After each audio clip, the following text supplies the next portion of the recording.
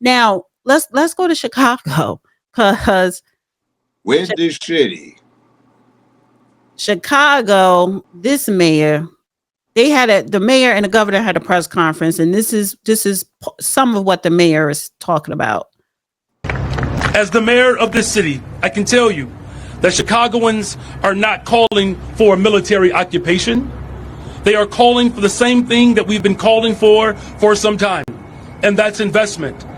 What safe cities across America all have in common, they invest in people. And that's what we're doing in Chicago. We need the federal resources to make sure that we're building more affordable housing, expanding mental and behavioral health care, education, all of these things that could reduce crime and provide real community safety. Instead of spending hundreds of millions of dollars for a publicity stunt to invoke chaos and terror, the federal government should spend that money on proven solutions to crime and violence reduction. We cannot incarcerate our way out of violence. We've already tried that, and we've ended up with the largest prison population in the world without solving the problems of crime and violence. The addiction on jails and incarceration in this country, we have moved past that. It is racist, it is immoral, it is unholy, and it is not the way to drive violence down. it's racist. We and cannot return unholy and to the immoral same for failed public strategies reasons. that got us here in the first place. Under the previous presidential administration, we requested more federal resources to address gun violence in our city. We continue to make that same call. We have made significant progress on our own, but there is so much more that we can do if we had real support from the federal government. Stop it a second. This idiot's predecessor, Lori Lightfoot, had some federal money, and she decided she was going to give it to the neighborhood folk, but she wound up giving it to some Hispanic gangsters, and they used it to set up a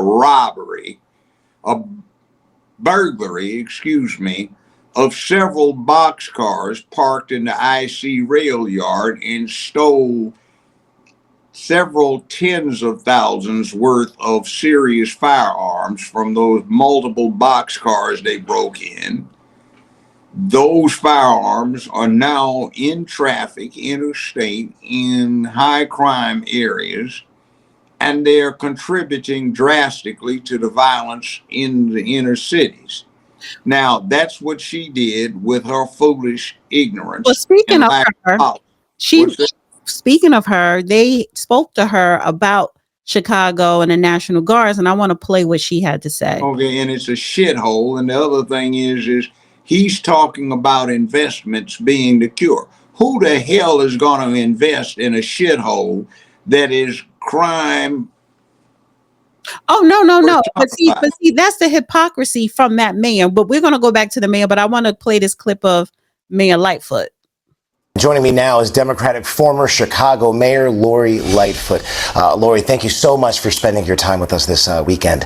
So what's your immediate reaction to the possibility of the National Guard being deployed to Chicago? Well, obviously, it would be a terrible mistake. But as we've seen throughout his political career, and particularly this second term, President Trump likes breeding chaos and fear. But what I will urge my fellow Chicagoans is to lay daisies at the feet of any military force that shows up in our city. Don't show up in mass. Don't show up to engage in antagonistic tactics. Let's show what we know, which is how to protest peacefully in the city of Chicago. Now, on Friday, President Trump suggested he'd send the National Guard to Chicago because that's what people in the city want. Here's what he had to say. And the people in Chicago, Mr. Vice President, are screaming for us to come. They're wearing red hats, just like this one, but they're wearing red hats. African-American ladies, beautiful ladies, are saying, please, President Trump, come to Chicago. Please. I did great with the black vote, as you know, and they want something to happen. So I think Chicago will be our next, and then we'll help with New York. All right, you heard the president's words right there. So what's your reaction to Trump's words and what he had to say? It's painful to have a president who lives in his own fantasy world, who lies with such incredible ease. Nobody here in Chicago is asking him to come.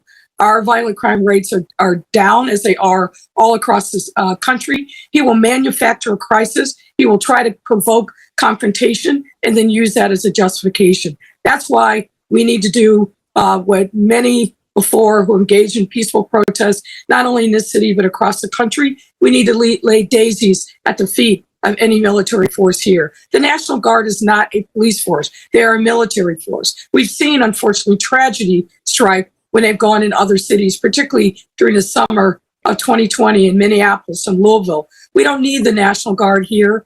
We have great partnerships, and we have for decades with our local sheriff's department, the state police, our federal partners. There is no reason whatsoever that a political sideshow that President Trump is going to manufacture to send the military into the great city of Chicago. We're not going to have it. I'm confident that there will be lawsuits that will be brought, but we are mobilizing neighborhood by neighborhood to make sure that our residents actually feel safe, that our small businesses do not suffer economically as has happened in other cities, but we'll be prepared to push back on what is an absolutely illegal authoritarian action on the part of this president.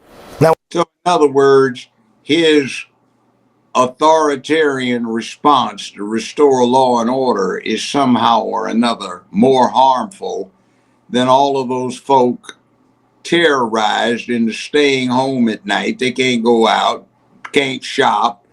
Bullets fly through the glass and through the thin walls of the tenements they live in, and their brothers, sisters, aunts, uncles, mothers, fathers, friends, associates, grandparents are dying from violence, and that's okay. I mean, it's just a few of you dead folk. What is anybody complaining about? All of these folk, they're not really dead. You're just being lied to. The people can see this. They feel this. They're suffering from the fear of it, but that's a lie. And we're telling you the truth that there's no need to bring in anything to put this back in order. No, it's fine right now. Everything's good. So What the hell is wrong with these people? Here's the governor of Illinois, and he's basically saying that, if people who he sees, if he see people who are supporting for Trump to come in, he's going to be taking names. Let me play this clip. Finally, to the Trump administration officials who are complicit in this scheme, to the public servants who have forsaken their oath to the Constitution to serve the petty whims of an arrogant little man, to any federal official who would come to Chicago and try to incite my people into violence as a pretext for something darker and more dangerous, we are watching and we are taking names. This country has survived darker periods than the one that we're going through right now, and eventually the pendulum will swing back, maybe even next year. Donald Trump has already shown himself to have little regard for the many acolytes that he has encouraged to commit crimes on his behalf. You can delay justice for a time, but history shows you cannot prevent it from finding you eventually. If you hurt my people, nothing will stop me, not time or political circumstance, from making sure that you face justice under our constitutional rule of law. As Dr. King once said, the arc of the moral universe is long, but it bends toward justice. Humbly, I would add, it doesn't bend on its own. History tells us we often have to apply needed to make sure that the arc gets where it needs to go. This is one of those times. I look forward to taking your questions in a few minutes, but first, I'd like to hand over our podium to Mayor Brandon Johnson. You know what? You looked at a liar. You looked at a propagandistic liar who told his lies with a straight face. See, he's threatened people who only want to have public peace. I mean, he's not doing it. He's the mayor. I mean, he's the governor of the state of Illinois. Why hasn't he sent the state police down there to do something about restoring order? Oh, there's no problem. So all of these citizens in Chicago that have to worry about high crime circumstances, they're deluded. They don't know what they're seeing. They're suffering from mental health issues, and they're misguided and delusional. So what is this guy trying to do when he's lying to us? And did you get this one?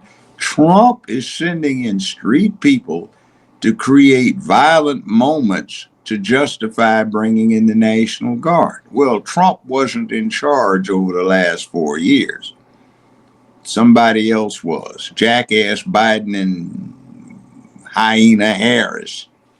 And so here's the thing. What happened all then? How did this accident occur where all of this criminality was going on in Chicago over the last 4 of the last 5 years when Mr. Trump wasn't even in office? He's only been in for a few months. But here's the thing. It's been an whole year. In Chicago, crime increased under the Biden administration because Chicago was really ground zero for the illegal migrants. And the audacity of the mayor, Brandon Johnson, of this governor, Splitzer, to act like billions of dollars never entered the state of Illinois and the city of Chicago specifically for the illegal migrants. But now you want to talk about funding. So I want to play this clip here. By the way, I'd issue a challenge to each of these gentlemen. Go walk the streets of Chicago down in the hood without coat and tie on and without a bodyguard and see if you dare. So I want to play this clip here because I like the way this person broke down, how the mayor Brandon Johnson doesn't care about Chicago. So Chicago's mayor Brandon Johnson says that Trump is intimidated by intellectual prowess of black men, and that Trump is the biggest threat to humanity in many, many years. He's pissed because he says that the federal government is withholding $800 million, which can go towards crime. But Mayor Brandon Johnson, you spent $600 million on illegal criminal immigrants against your own citizens, people who were born and raised from Chicago. You're not even able to fund education because of you. Chicago right now is $1 billion, probably and counting, in debt. He doesn't want Trump to come in there and clean up crime. But if you ask me, he need to clean up the police department who are gangs. Yeah, all of the above. See, that's the reality. The reality is, do you feel safe walking out on your street at night to go for a stroll so you can get your exercise in? By yourself? And it's the schools. You don't know this, but the school system is in debt over $1 billion. Oh yeah, I to lay off teachers because they can't keep the balance sheet. But what happened to those millions and billions of dollars that was flowing in under the Biden administration for these organizations, for the illegal migrants? You were sending the illegal kids to school, providing lunch, food, health care, jobs, apartments. But now you want to Lightfoot gave a whole bunch of it away to illegal street gangs, which financed their criminal operations. So yeah, great.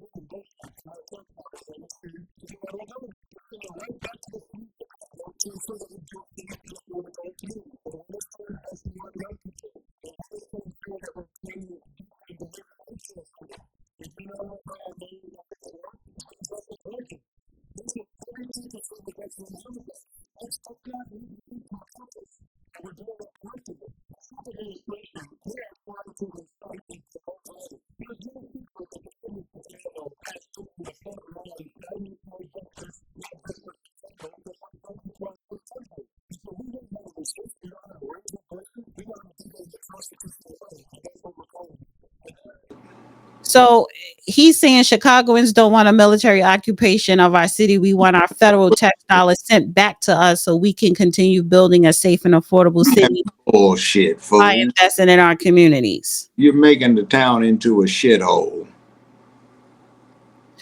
Well, what happened to the money that he got from the prior administration? And why is it that your citizens of Chicago don't consider it a safe place to live?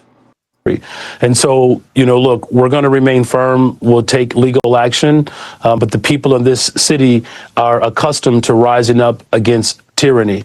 And if that's necessary, I believe that the people of Chicago will stand firm alongside of me as I work every single day to protect the people of this city. What? Stop. The city is going to rise up so the criminals can get back in control or stay in control. Wow.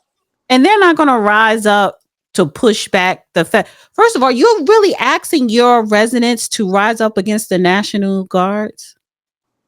That's crazy. But number two, they're not going to do it because they're tired of his ass. What you going to ask the Boule people who are satisfied with you? No, because they ain't going to do it. The working people of Chicago, They young live in gated communities, the people that like him, and out in the suburbs where they don't have to deal with this. They don't even like him. He is not respected. So no, they're not going to rise up against the National Guard. And why would you even? And so here's the thing though, isn't he inciting some type of violence? And it's also stupid. Our people love being crime victims. It's dropping imperceptibly. We're going to lie and tell you it's the violent crime rather than the carefully planned criminality. But we're going to say everything's dropping across the board. So our people want to allow these criminals the freedom to commit crime. And anybody that comes in, he's a dictator if he says, I'm going to restore law and order. So people rise up to support this exploitation that the Democratic Party has been responsible for a long time and letting Chicago become a real live shithole. Go get on the Dan Ryan Express without somebody bodyguarding you and see, if you make it. Who does he remind you of? There's a sitcom, somebody. Of who? The mayor? Yeah, the governor, this guy. Archie Bunker? Not quite. I was thinking Archie Bunker, but there's another somebody. Or the Honeymoons? Not Jackie Gleason. There's another somebody that he looks just like. Oh. I'm trying to think of the name of this. It's not Bunker, and it's not Ralph Cram. Not Ralph Cram. Who did Jackie Gleason play in The Honeymooners? But anyway. Well, he was the main character, but yeah. Let me play. He said Archie too. Yeah, Archie too. I don't know. Okay. Let me play this clip. Emergency that warrants deploying the National Guard. Is he going to try to put National Guard around Michigan Avenue or downtown? Or is he going to go into Englewood or other parts of the city that do have a crime problem? Former Chicago Mayor Rahm Emanuel appeared on CNN on Sunday and was asked how he would handle crime amid President Trump's plan. I would say work with us on public safety. Here are the 5 things you could do. Technology to deal with carjackings, prosecuting gangs and gun violence in the city, working on the issues of drugs and guns coming into the city, and helping coordinate task force that deal with confronting gangs throughout the city. Those are the things that I would say right now, partner with us. Don't try to come in and act like we can be an occupied city. Well, now Mayor Johnson says remember, your current mayor says there's no problem at all. The crime is dropping. Whatever we have not been doing has been working so well. You know what that sounds like? What? The rhetoric that some of the bozo mayors of Chicago were trying to utter when they were trying to explain away Al Capone. Oh, the mayors were trying to give an excuse for Al Capone. They were trying to say we have crime under control, but that was Al Capone's era. And then you hit the St. Valentine's Day massacre, and they were stuck with trying to explain this BS about crime has dropped so drastically in Chicago until they pull off. You know what the St. Valentine's Day massacre was. They walked in with the Thompson submachine guns and lined the victims up against the wall in a garage. Some of the cops, well, some of them dressed as cops, and they gunned them down. Yeah, but maybe Al Capone was paying off these politicians. And that doesn't it sound the same though? Yeah, it does. It does. And honestly, I wouldn't be surprised if the mayor and the governor are being paid off by these Mexican drug cartels, because that's Chicago is a direct route for these Mexican drug cartels and Venezuelan drug cartels to bring in the guns and bring in the drugs. Well, you know what always strikes me as funny? Drive up 55 to Chicago, and about 40 miles outside of Chicago, you have an immigration station because so many people coming up from the southern border are going up to Chicago. Now, I lived in Chicago for 6 months, on again and off again, 71st and Constance. And if you were downtown Chicago, you saw black people and white people coming out of the office buildings. Now you go downtown Chicago, you don't. You see Hispanics and white folk and Asian folk, but no black folk. I wanna replay this clip here because it's like a playbook that Democrats use. Yeah, their lives are scripted. Well, it's scripted, but they always bring in racism. As the mayor of this city, I can tell you that Chicagoans are not calling for a military occupation. They are calling for the same thing that we've been calling for some time, and that's investment. What safe cities across America all have in common, they invest in people. And that's what we're doing in Chicago. We need the federal resources to make sure that we're building more affordable housing, expanding mental and behavioral health care, education, all of these things that could reduce crime and provide real community safety. Instead of spending hundreds of millions of dollars for a publicity stunt to invoke chaos and terror, the federal government should spend that money on proven solutions to crime and violence reduction. We cannot incarcerate our way out of violence. We've already tried that, and we've ended up with the largest prison population in the world without solving the problems of crime and violence. The addiction on jails and incarceration in this country, we have moved past that. It is racist, it is immoral, it is unholy, and it is not the way to drive violence down. Okay, it's racist to want law and order. The black folk in Chicago that are predominantly the direct and first victims of the criminal activity, they'd rather be robbed, subject to rapine and subject to burglaries and carjackings, and they'd rather be subject to that gang activity, the violence that's coming in with the illegals. They'd rather be subject to that than to have a National Guard unit restore order. And then the other idiocy that I hear here is the typical Democratic Party mantra that all of this is caused by the lack of mental health treatment. The average person that is subject to the immediate effects of this criminality does not give a damn whether or not somebody's mentally ill. They want it to stop. The next lie is that somehow or another investment produces safe cities. It is the exact opposite. Safe cities induce investment, not investments cause safe cities. Safe cities induce investment. There is a heck of a difference, and he is an obfuscating liar who's trying to push this left-wing mantra of failure, incompetence, and disregard for the welfare of the people that live there, because they have an agenda that they're pushing that does not have much to do with the ordinary people. That is their political mantra, to bring in illegals. Chicago has its ample store of that. It is something that is trying to push this far leftist mantra on the rest of the country. And it is pushing big because it's the third largest city in America.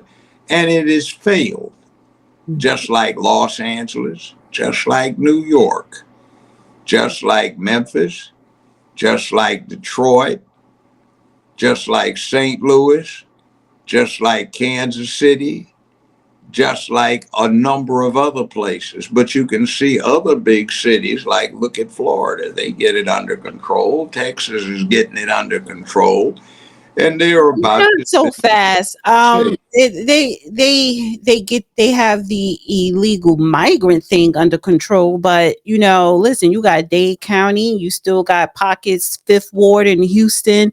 Yeah. I mean, I'm not denying that, but at least they've got a start on it, and they've cut back on one of the primary causalities, which they don't need the fact. Yeah, they technically, they're not Memphis. They're not. I guess like Cleveland. But so I look at it like this. I look at it when we're talking about Chicago, even Baltimore, but particularly Chicago. The people of Chicago should never let the governor or that mayor forget that they allow billions of dollars to come into their city to go to illegals. Lori Lightfoot was giving it away before it became a subject of attention. Now, let me say this. When I was on the bench, criminal bench in Memphis, in order, not percentages, but absolute numbers of criminal defendants going through a system, number one was Los Angeles. Number two was New York. Number three was Chicago. Number four was Dallas. And then Memphis, which certainly wasn't the fifth largest city in America, was number five in absolute numbers of criminal defendants going through it. Number six was Houston, which is far larger than Memphis. And number seven was Miami. And number eight was Detroit. So Memphis had the fifth largest number of defendants for state criminal offenses in the entirety of the United States. And at the time, they were the 14th largest city. Now, it's interesting that Dallas had almost 35 some divisions going on 40 of criminal courts. So did Houston. Memphis only had 10. So I handled 1/10 of the fifth largest criminal docket in the whole of the United States, whereas Houston, 4 going on 5 times as many criminal court judges to handle a fewer number of people. Dallas having about the same number of criminal court judges to handle just a little bit incrementally more than Memphis. There's a lot of exposure you get by handling that many criminals. And when I say criminals, of course, there were some innocent people, aside from the protocol that anybody is innocent until proven guilty beyond a reasonable doubt, everybody. But in terms of what was actually going on, And see, it still continues. But the blue folk that run Memphis, the Democratic Party that has an ironclad monopoly on this place, they say nothing's wrong.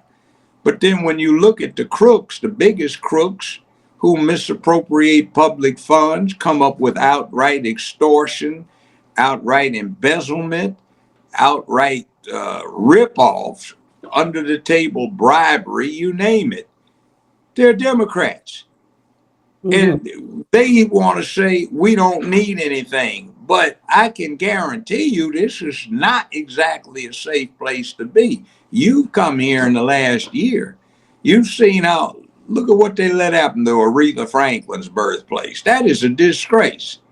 Look at what's happening in terms of the nightclubs are closed down. If you go to a nightclub in Memphis, the name of it is likely to be the Happy Mexican. So Think about it. So remember you said that he looked like someone. Somebody said this in the Yeah, the guy that played Fred Flintstone in the movie. That's him. That's him. And what did he play in some sitcoms? There it is. right. So the resemblance. There it is. An older edition. Because they was putting Yabba Dabba Doo in there it is. That's it. That's it. I knew it. Yabba Dabba Doo. That's what he Shout out to the audience that figured it out. Who the judge was like, that's who he looked like. Man, y'all live in Illinois, man. You got Yabba Dabba Doo, man. Yabba Dabba Doo. It's telling you, man. Yabba Dabba Doo. That other bozo, man, that you got for mayor of Chicago after Lori Lightfoot, man, you know, hey, he was a good follow-up, man. That dude ain't got no kind of sense, man. Another one. This is another one. By himself without a police escort down in them places that's so safe. Yay. Another one said John Goodman, because he played, let me share this. He played Fred Flintstone in the movie. That's what I'm talking about. That's him. That's him. Yes, yes, yes. That's who I was thinking of. Yabba Dabba Doo. Tina is the husband on Roseanne TV. Oh yeah, yes, John Goodman. Yeah. So thanks, guys. All right. Good research, fellows. I good research. Yes, yes.